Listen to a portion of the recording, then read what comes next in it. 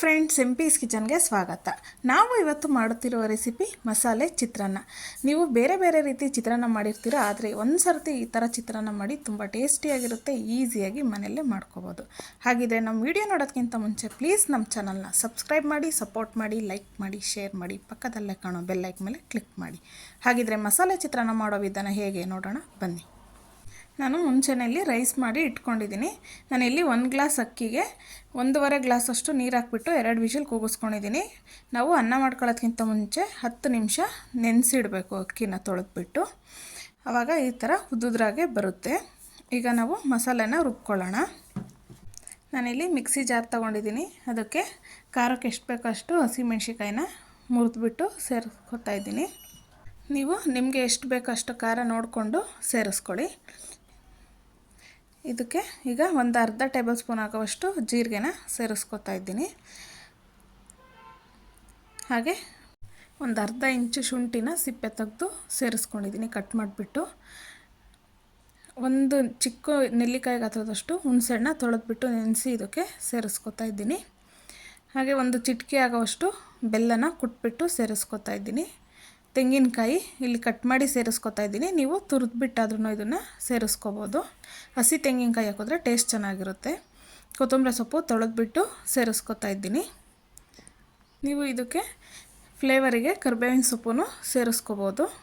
ಈಗ ಇದನ್ನು ಸ್ವಲ್ಪ ರುಬ್ಬೋದಕ್ಕೆ ಈಸಿ ಆಗೋದಕ್ಕೆ ನೀರು ಹಾಕಿ ನುಣ್ಣಗೆ ರುಬ್ಕೊಂಡು ಬರೋಣ.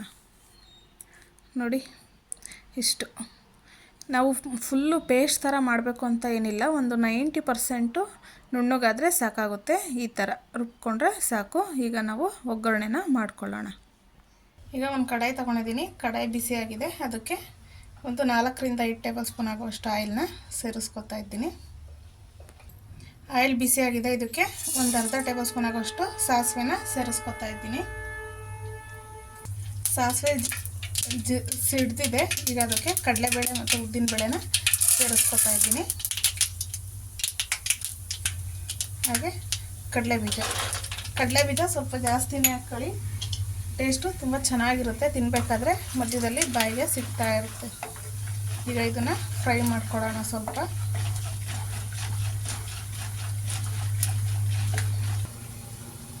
ಈಗ ಫ್ರೈ ಆಗಿದೆ. ಅದಕ್ಕೆ ರುಬ್ಬಿಟ್ಕೊಂಡಿರೋ ಅಂಥ ಪೇಸ್ಟ್ನ ಸೇರಿಸ್ಕೊಳ್ಳೋಣ. ಈಗ ಇದನ್ನು ಆಯಿಲಲ್ಲಿ ಸ್ವಲ್ಪ ಚೆನ್ನಾಗಿ ಹಸಿ ವಾಸನೆ ಹೋಗಬೇಕು, ಆದರೂ ಘಮ ಬರಬೇಕು, ಆ ರೀತಿ ಫ್ರೈ ಮಾಡ್ಕೊಳ್ಳೋಣ. ನಿಮಗೆ ಇಷ್ಟ ಆದರೆ ಇದಕ್ಕೆ ಗೋಡಂಬಿನೂ ಸೇರಿಸ್ಕೋಬೋದು. ಇಷ್ಟ ಇಲ್ಲ ಅಂದರೆ ಅದನ್ನು ಸ್ಕಿಪ್ ಮಾಡಿ. ಇದೀಗ ಒಂದು 30 ಸೆಕೆಂಡು ಫ್ರೈ ಆಗಿದೆ.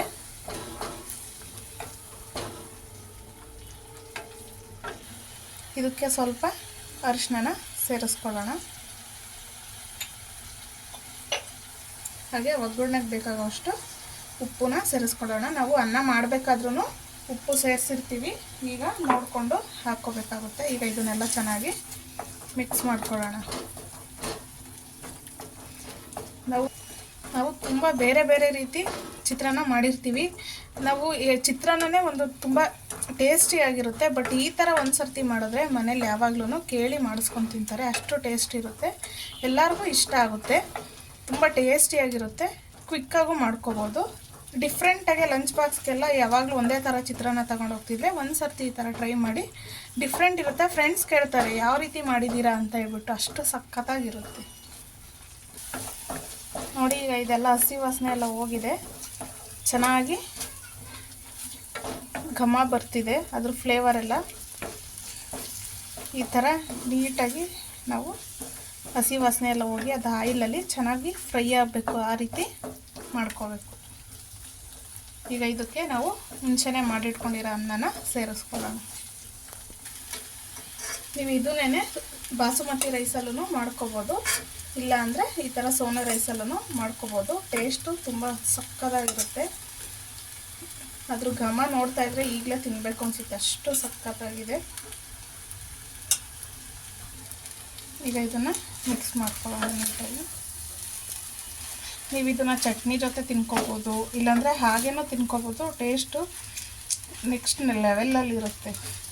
ಈಗ ಇದನ್ನೆಲ್ಲ ಚೆನ್ನಾಗಿ ನಾವು ಒಂದೊಂದು ಹಗ್ಲಿಗೂ ಆ ಮಸಾಲೆ ಅನ್ನೋದು ಎಷ್ಟು ಚೆನ್ನಾಗಿ ಕೋಟಿಂಗ್ ಆಗಿರುತ್ತೆ ಅಂದರೆ ತಿನ್ನಬೇಕಾದ್ರೆ ಇನ್ನೊಂದು ಸರ್ತಿ ಮಾಡ್ಕೊಂಡು ತಿನ್ನಬೇಕಪ್ಪ ಅನಿಸುತ್ತೆ, ಅಷ್ಟು ಸಖತ್ತಾಗಿರುತ್ತೆ. ಈಗ ಇದನ್ನೆಲ್ಲ ಚೆನ್ನಾಗಿ ಮಿಕ್ಸ್ ಮಾಡ್ಕೊಳ್ಳೋಣ. ನೋಡಿ ಈಗ ಇದೆಲ್ಲ ಮಿಕ್ಸ್ ಆಗಿದೆ. ಆ ಮಸಾಲೆ ಅನ್ನೋದು ಒಂದೊಂದು ಹಗ್ಲಿಗೂ ಎಷ್ಟು ಚೆನ್ನಾಗಿ ಹೊಂದಿದೆ ಅಂತ ಹೇಳ್ಬಿಟ್ಟು,